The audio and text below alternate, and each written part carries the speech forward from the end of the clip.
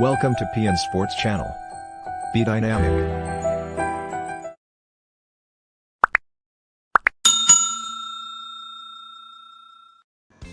Hello friends, very good morning to all and welcome back again in the sports update. आज शुरुआत करते हैं sports की एक बड़ी न्यूज़ से, जो कि वर्ल्ड एथलेटिक्स से है। और वर्ल्ड एथलेटिक्स में कैरी रिचर्डसन नामक एक धावक जो स्प्रिंटर थी यूएस के लिए, और अमेरिकन स्प्रिंटर जो कि टोक्यो ओलंपिक के लिए जिन्होंने क्वालिफाई किया था 100 मीटर्स में, अभी उन्होंने ट्रायल्स में गोल्ड मेडल जीता था।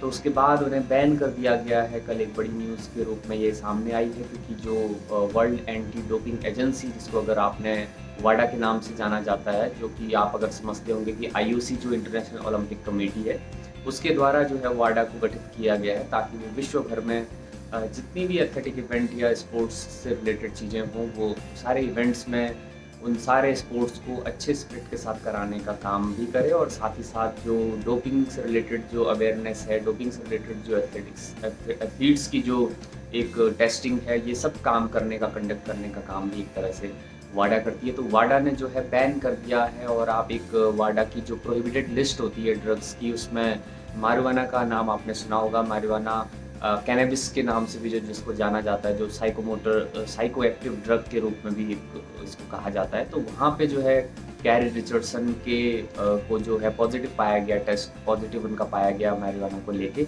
लेकिन कई बड़े सवाल हैं और कई डिबेट्स भी हैं। बहुत समय से कई ड्रग्स के ऊपर इस तरह की डिबेट भी चलती रहती है कि क्या उसे प्रोहिबिटेड लिस्ट में रखना चाहिए, क्योंकि मैरिजुआना जो है वो अमेरिकन कई लीग्स में उसे बैन आउट नहीं किया हुआ है। और आपको मैं बता दूं कि जो मैरिजुआना है वो कैरी रिचर्डसन ने लेने का उसका एक बड़ा कारण कहा है, क्योंकि पिछले ही सप्ताह उनकी जो बायोलॉजिकल मदर थी, उनकी डेथ हुई थी, और उससे कोप अप करने के लिए उन्होंने कहा है कि मैंने उसे लिया था, ना कि मैंने जो है वो इन्हांस करने के लिए, अपनी परफॉर्मेंस को इन्हांस करने के लिए उस ड्रग को लिया। तो ये एक बड़ा इशू हमेशा से रहा है कि कई ड्रग्स इस तरह के शामिल हैं प्रोहिबिटेड लिस्ट में वाडा की, जो कि कई बार एथलीट जो है वो नॉर्मल ड्रग या नॉर्मल एक मेडिसिन के रूप में लेता है, लेकिन वो जब आप उस पर पॉजिटिव पाए जाते हो, तो वाडा की 3 तरह के क्राइटेरिया बेसिकली वाडा कहता है कि कोई भी ड्रग हम उसको बैन इसलिए करते हैं जब वो 3 तरह के क्राइटेरिया में शामिल हो जाता है। एक तो क्राइटेरिया है जहाँ पे कि कोई हेल्थ का रिस्क हो किसी भी एथलीट को। उसके अलावा जो परफॉर्मेंस इन्हांसिंग जो ड्रग्स हैं, उसको भी वाडा की लिस्ट में, उस ड्रग को वाडा की लिस्ट में, प्रोहिबिटेड लिस्ट में शामिल कर दिया जाता है। और तीसरा एक बड़ा कारण है जो कि स्पिरिट ऑफ द स्पोर्ट्स को वायलेट करे, इस तरह का कोई रूल जो कि उस तरह का कोई ड्रग जो कि वहाँ पे जो है जो गेम की स्पिरिट है या स्पोर्ट्स की जो स्पिरिट है उसको ख़त्म करे। तो वो ये 3 क्राइटेरिया में से 2 क्राइटेरिया भी अगर कोई ड्रग जो है इसके अंदर आ जाता है, 2 क्राइटेरिया भी अगर फॉलो करता है, तो वहाँ पे वाडा की लिस्ट में उसे शामिल कर दिया जाता है। तो वाडा की तरफ से ये कहा गया कि मारिजुआना भी इसी तरह का एक ड्रग है। लेकिन कैरी रिचर्डसन जो है वो अब अगले टोक्यो ओलंपिक की 1 महीने का बैन हो चुका है, और जो ट्रायल में उन्होंने गोल्ड मेडल जीता है वो भी एक तरह से इनवैलिड माना गया है।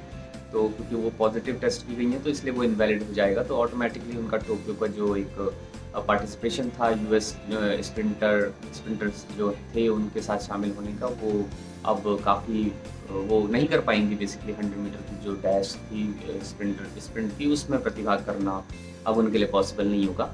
हो सकता है कि क्योंकि 1 महीने बाद 4x100 मीटर की जो रिले रेसेस होगी, उसमें वो क्या पता पार्टिसिपेट कर पाएँ, लेकिन वो भी तब पॉसिबल होगा जब वो ट्रायल्स में वहाँ पे पार्टिसिपेट करके अपना क्वालिफिकेशन फिक्स कर पाएंगे।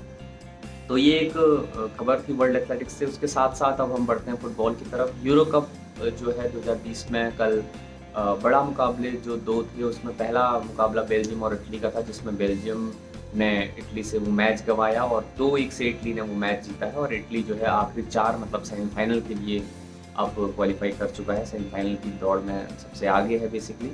और स्विट्ज़रलैंड जो है वो भी अपना मैच गंवा दिया है, और पेनल्टी शूटआउट का जो एक शानदार मुकाबला रहा, एक रोमांचक मुकाबले के बाद स्पेन ने 3-1 से स्विट्ज़रलैंड को मैच हरा के अगले दौर में प्रवेश किया सेमीफाइनल के लिए। आज जो 2 मुकाबले होने हैं वो चेक रिपब्लिक और डेनमार्क के बीच, और साथ ही साथ यूक्रेन और इंग्लैंड के बीच जो ये मुकाबला होना है वो भी एक बड़ा मुकाबले के रूप में देखा जा रहा है। तो अगली 4 टीमों में से 2 टीमें हमें इटली और स्पेन के रूप में मिल गई है। कोपा अमेरिका कप भी एक साइड बाय साइड चल रहा है, एक बड़ा टूर्नामेंट है वर्ल्ड फुटबॉल का, जिसमें ब्राज़ील ने कल चिली को 1-0 से हराया और एक उरुग्वे और कोलंबिया का मैच भी होना है जिसकी अपडेट्स अभी तक नहीं आ पाई है। तो ब्राज़ील भी अगले दौर में मतलब सेमीफाइनल में प्रवेश कर चुका है कोपा अमेरिका कप में।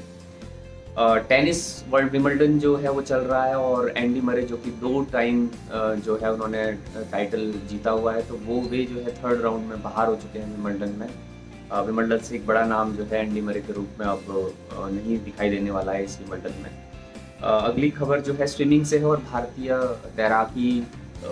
तैराकों के लिए, या हम कहें कि खेल प्रेमियों के लिए अच्छी खबर है कि एक और जो एथलीट हैं, एक और जो स्विमर हैं, बैक स्ट्रोक स्विमर जो है माना पटेल के रूप में पहली फीमेल और तीसरी तैराक इंडियन स्विमर बन गई हैं जो कि क्वालिफाई कर चुकी हैं टोक्यो ओलंपिक्स के लिए, टोक्यो जो 2020 में टोक्यो ओलंपिक है उसके लिए। और उन्होंने यूनिवर्सिटी कोटा के साथ अपना क्वालिफिकेशन दर्ज किया। साथ ही साथ आपको बता दूं कि पिछले कुछ सप्ताह में, पिछले कुछ 10 दिनों में सजन प्रकाश और